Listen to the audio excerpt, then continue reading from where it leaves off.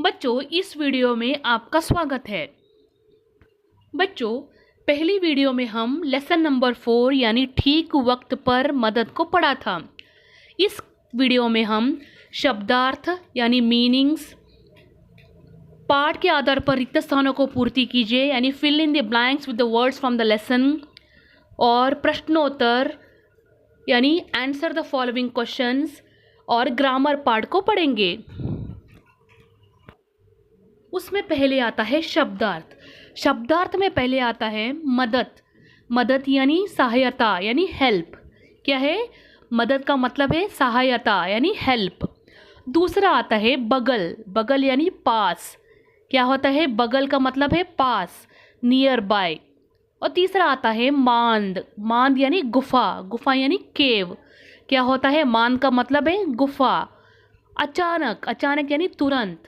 Suddenly. क्या होता है? अचानक यानी तुरंत, सडनली। छलांग। छलांग यानी कूद। पाउंस। क्या होता है? छलांग का मतलब है कूद, पाउंस। आखिर में आता है खोल। खोल का मतलब है कवच, शील्ड। क्या होता है? खोल का मतलब है कवच, कवच का मतलब है शील्ड। अभी हम स्वाध्याय को पढ़ेंगे। स्वाध्याय यानी एक्सरसाइज को पढ़ेंगे। एक्सरसाइज में पहले आता है प्रश्न 1, पाठ के आधार पर रिक्त स्थानों को पूर्ति कीजिए यानी fill in the blanks with the words from the lesson. उसमें पहले आता है तालाब में एक डैश रहता था। क्या है? तालाब में एक कछुआ रहता था। क्या है बच्चों? तालाब में एक कछुआ रहता था। अभी दूसरा आता है सियार आसानी से डैश में घुस गया। क्या है? सियार आसानी से डैश में घुस गया। सियार आसानी से मांद में घुस गया। क्या है? सियार आसानी से मांद में घुस गया। आखिर में आता है लाख डैश करके भी शेर कछुए के खोल को तोड़ न सका। लाख कोशिश करके भी शेर कछुए के खोल को तोड़ न सका। क्या है? लाख कोशिश करके भी शेर कछुए के खोल को तोड़ न सका। और एक बार फिल इन द ब्लैंक्स को पढ़ेंगे। पहले आता है तालाब में एक कछुआ रहता था। पहले का आंसर है कछुआ। दूसरा आता है सियार आसानी से मांद में घुस गया।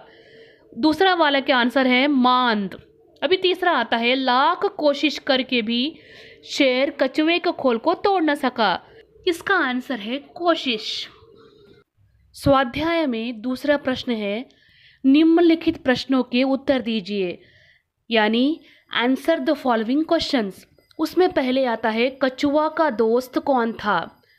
क्या है? कछुए का दोस्त कौन था?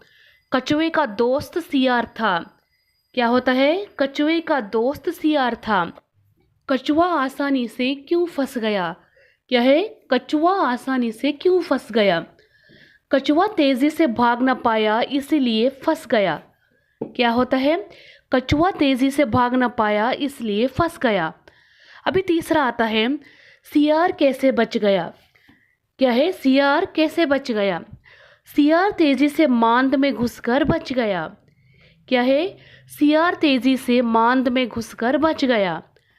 अभी चौथा आता है सियार ने कछुए को बचाने के लिए क्या उपाय सोचा। क्या है? सियार ने कछुए को बचाने के लिए क्या उपाय सोचा।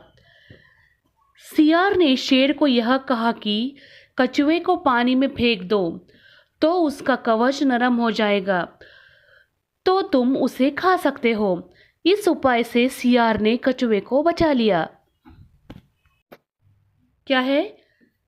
सियार ने शेर को यह कहा कि कछुए को पानी में फेंक दो तो उसका कवच नरम हो जाएगा, तो तुम उसे खा सकते हो।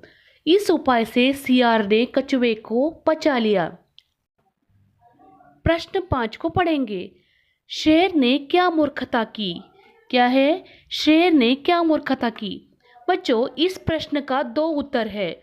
वह है शेर ने सियार की बात सुनकर मूर्खता की और शेर ने कछुए को पानी में फेंककर मूर्खता की। क्या है? शेर ने सियार की बात सुनकर मूर्खता की और शेर ने कछुए को पानी में फेंककर मूर्खता की। अभी हम छठा प्रश्न को पढ़ेंगे। कछुआ कैसे बच गया? क्या है? कछुआ कैसे बच गया? इस प्रश्न का भी दो उत्तर है।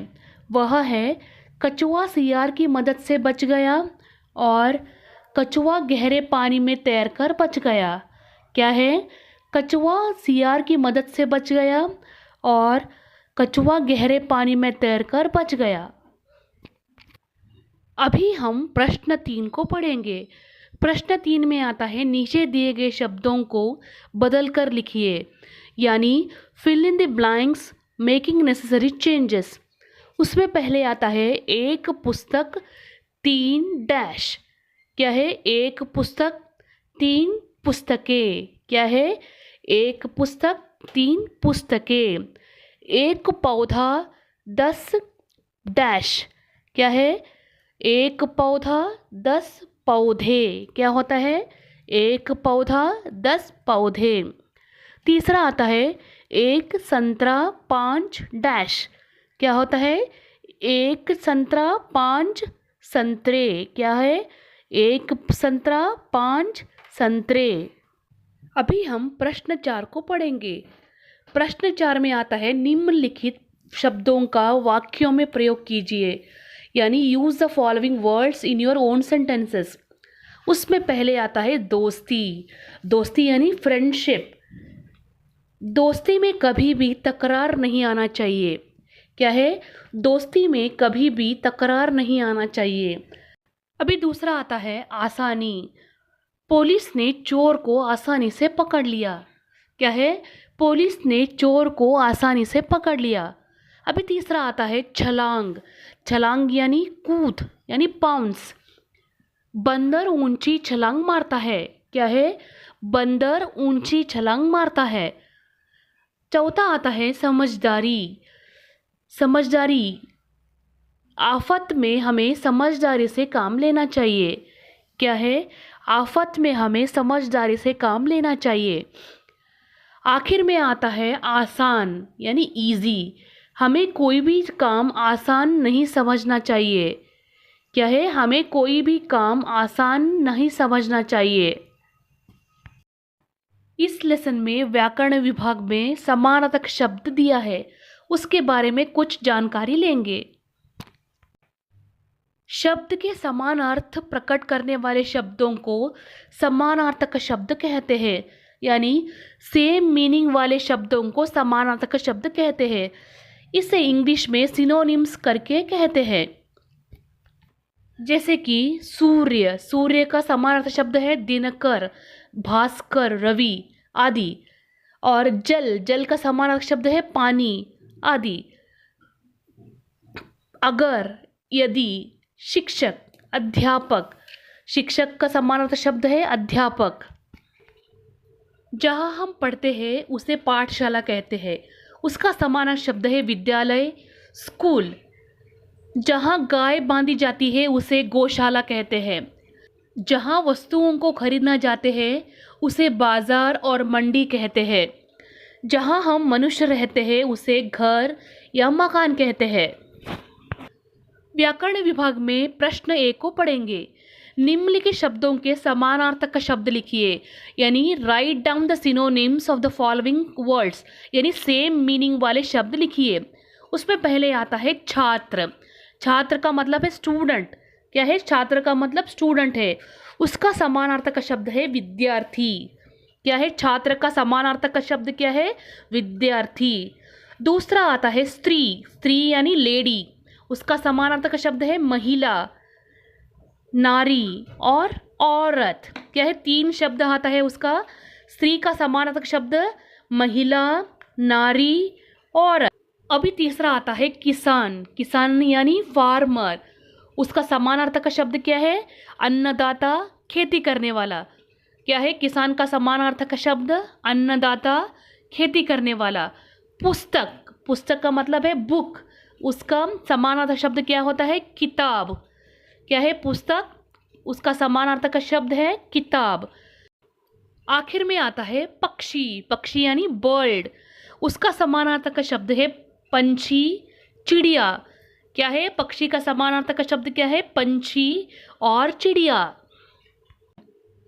इस प्रश्न से हमारा लेसन नंबर 4 यानी ठीक वक्त पर मदद समाप्त होता है। धन्यवाद।